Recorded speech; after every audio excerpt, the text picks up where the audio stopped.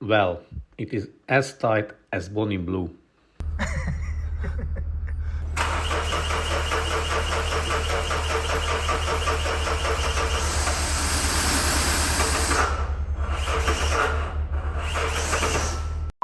The previous garage could not start up this Mazda 6 for a year now.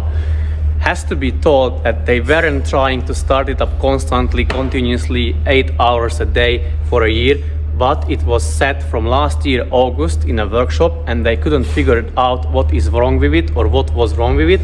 It came on a trailer, on a tow truck to us, as it is not running, as I said, and in this video we're going to try to diagnose it live. By live I mean the video is not going to be live, but we've seen the car just now. This is the first time we see it, and we're going to go step by step and tell you what we check or what to check and how we try to diagnose it, find out the problem, and then let the customer know what is wrong with it. So without further ado, let's jump straight into it. So the first thing what we do is do a visual check or inspection of the engine or engine bay. We removed two beauty covers or covers, one plastic one and the metallic looking one as well. Usually we check if the valve cover has ever been removed. We can confirm or verify that by checking this silicone sealant sticking out. So if it is sticking out and it is this color, that means it is the original silicone sealant from the factory. So that means the valve cover has never been taken off. Also we check the injectors, how they are tightened, and they look like they are tightened originally from the factory because they are tightened to the correct torque specs or specifications.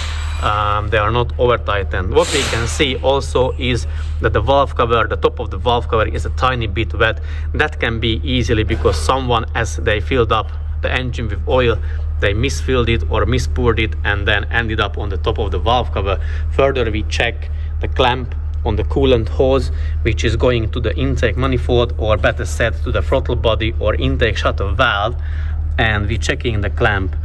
Not sure if you can see on the camera, but basically the clamp is facing towards the cabin, towards the driver. That means the intake manifold hasn't been touched or hasn't really been removed. Further, what we can see is the exhaust pressure sensor is the old one, and also DPF sensor, it looks like it is the genuine one. Do not really know what the previous workshop been doing on it or tried doing on it.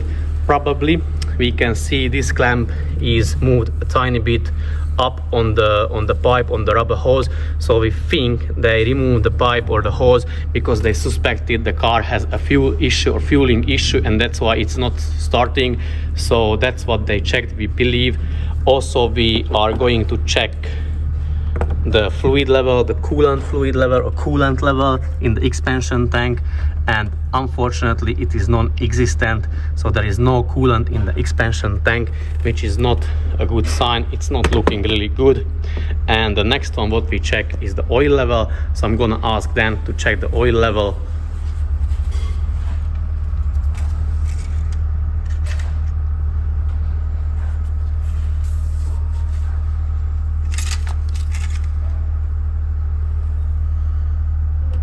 Not sure if you can see that on the camera, but here is an X mark, maximum, minimum, and if the oil level is very close to the X mark, it means that there is 1 liter extra oil in the engine.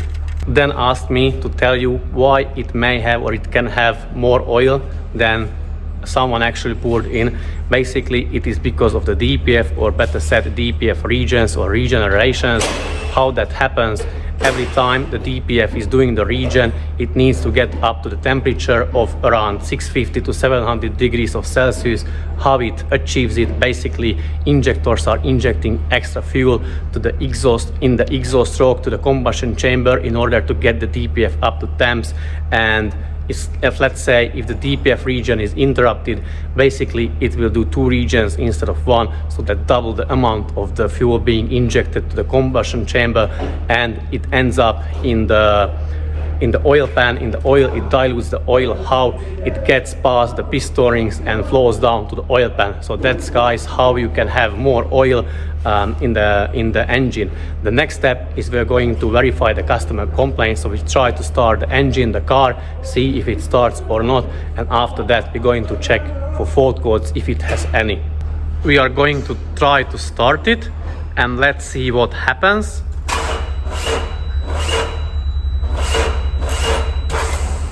It is trying to start. There is a crank, as you could hear, and also I'm not sure if that you could hear on the camera, but also injectors were firing. So the next step, what we are going to do is check the engine or the ECU for fault codes. Let's have a look at the fault codes. It has 7 fault codes. By the way, the car has 110,000 miles on the clock. The first 4 fault codes are basically circuit fault codes. What we can think of is, obviously the circuit can be faulty, but very likely the previous garage workshop tried to fix or at least diagnose the car, and they disconnected a couple sensors, probably these sensors, and then once they put it back, they didn't delete the fault codes, and then they triggered a fault code. The real fault codes are, in this case, are the 6th and the 7th one. One is complaining about the EGR valve or the bypass valve and the performance of it, and the second one is the P2262, which is quite known already. It can be triggered by a faulty sensor, a blocked pipe underneath that sensor, but also the turbo can cause the same fault code. So now we are going to further dive into it, what it is causing the car not starting. At this point we already suspect what the fault is, but we are going to further try to diagnose it. So we're going to check the live data. We know that we won't be able to start the car, but we're going to check the DPF pressure sensor or differential pressure sensor and its values, because we suspect the car not starting is caused by a blocked DPF, but we want to verify that. So we're going to try to start it and see the values on the computer.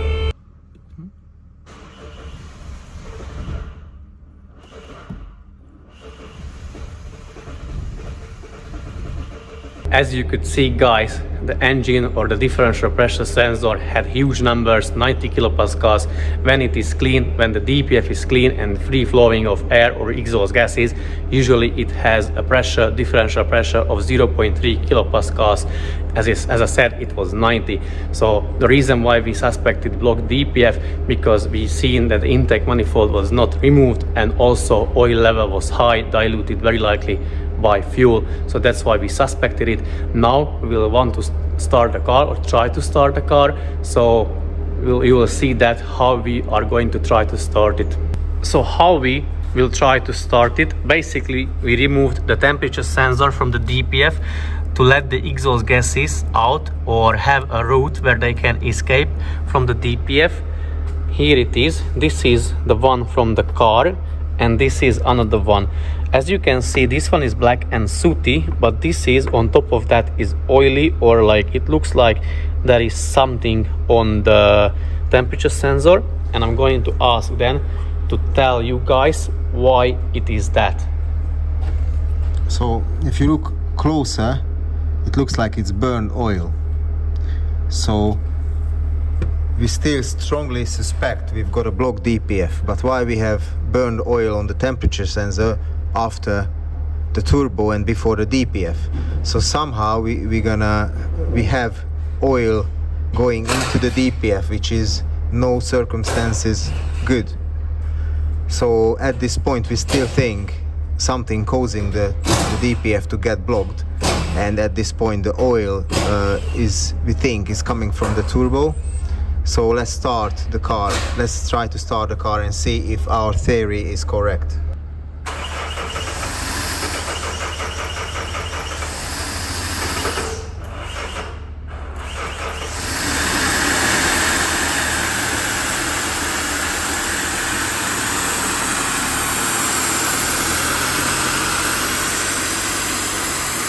The next step is to inspect the turbo. As you could see, guys, we managed the engine to start. Now we are going to inspect the turbo for any play or oil leaks. So let me turn around the camera and show you what we found during the turbo inspection. Well, it is as tight as Bonnie Blue.